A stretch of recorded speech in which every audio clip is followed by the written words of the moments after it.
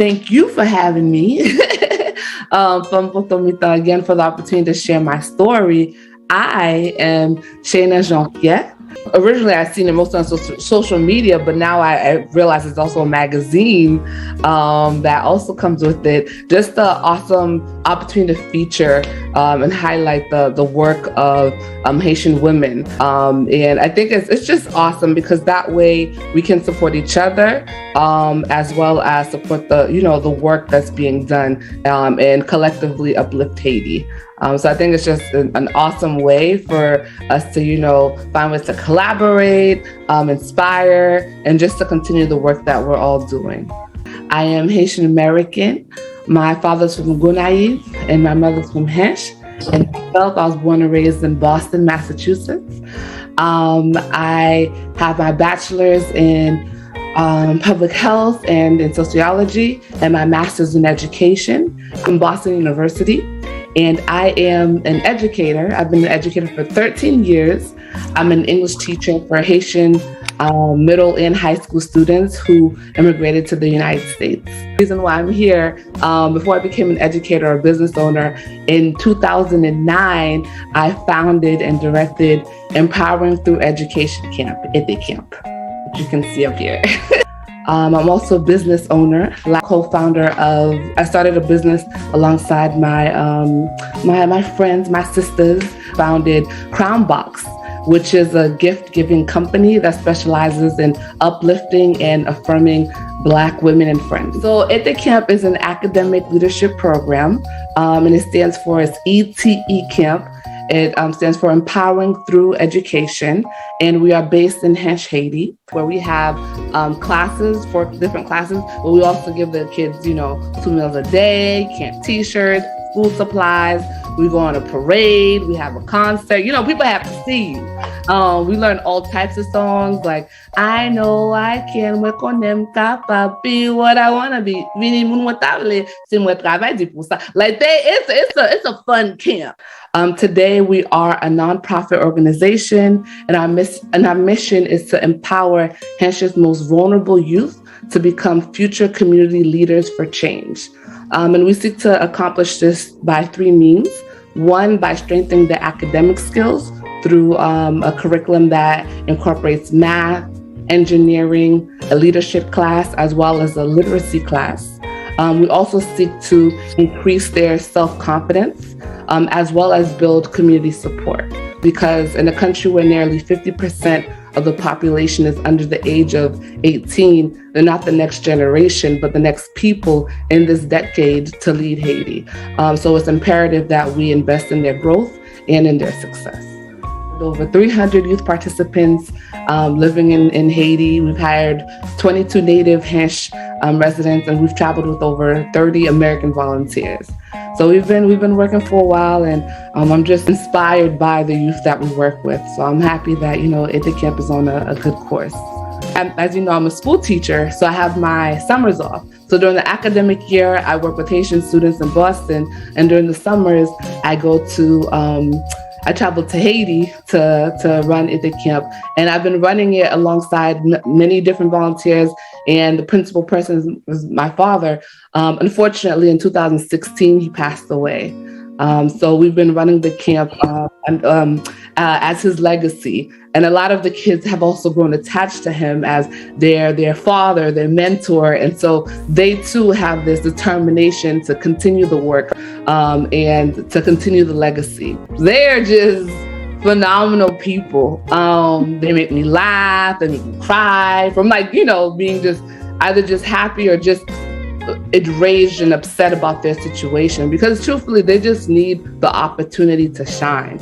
I think that, and I'm surrounded by them during the school year. Again, I teach them, I see their transition from living in Haiti, or maybe they immigrated coming from Mexico or Chile. But to see, they come to the United States, and then, they work hard.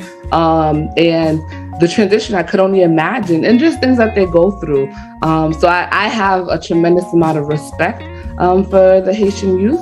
I'm grateful I get to work with them during the academic year, and as well as, travel to Haiti now. And so my job is primarily fundraising, and they run everything. I think, and especially they stepped up after my father passed away.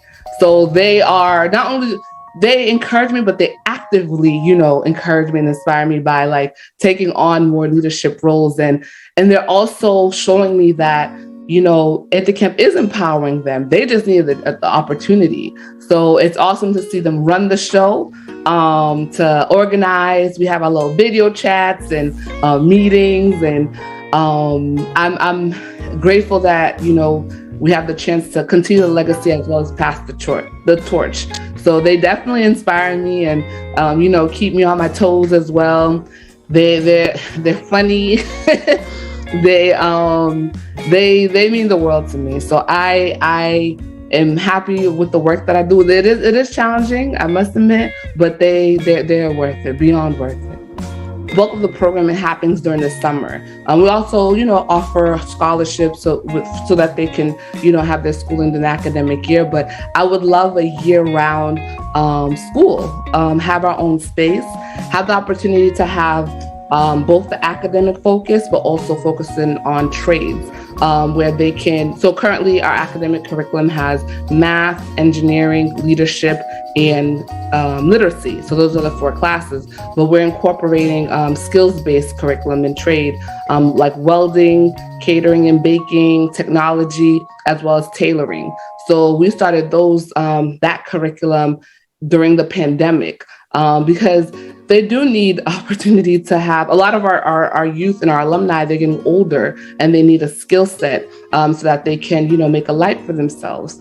But I know that I have a staff there that I can trust because they literally grew up in the camp. So they live at the camp. So I can trust them with, the idea of expanding at the camp, and that it will be successful, and none of the work will ever be in vain. The idea that they are continuing the camp. So I never imagined that, something I started, just as a summer project, so to speak, became something that has stretched over the course of 13 plus years.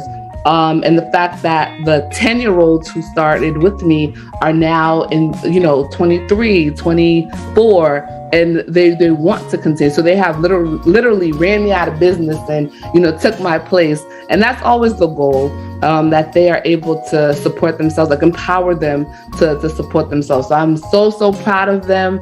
I didn't think I was that old, but it's time for me to sit down and put my feet up and let them take over. And they're ready for it. And I'm so proud of them. And I know my father is proud of them as well. Yeah.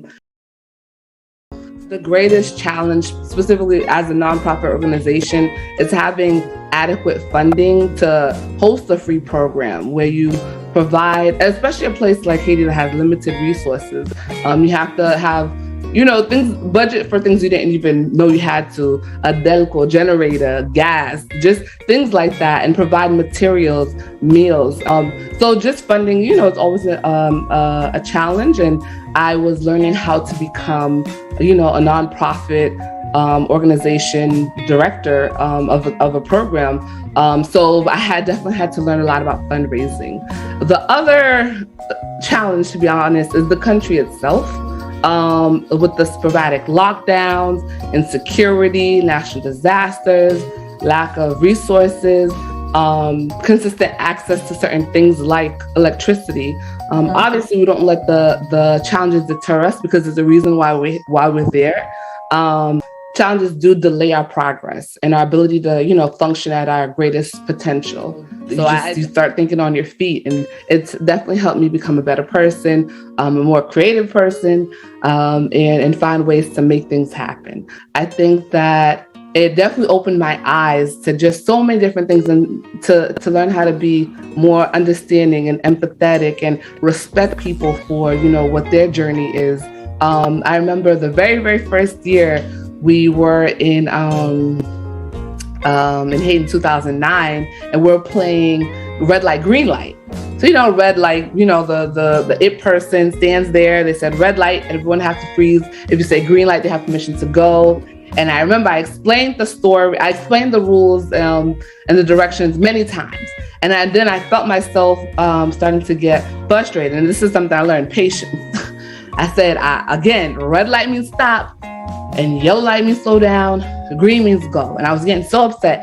And then I just went to my dad. I'm like, I can't do this. And so the camp could have ended right then and there, the whole nonprofit organization. But my father said, since you've been in Hench, have you seen one traffic light? And I said, oh. Just being able to have patience and put yourself in that person's shoes and taking time out to hear someone's story.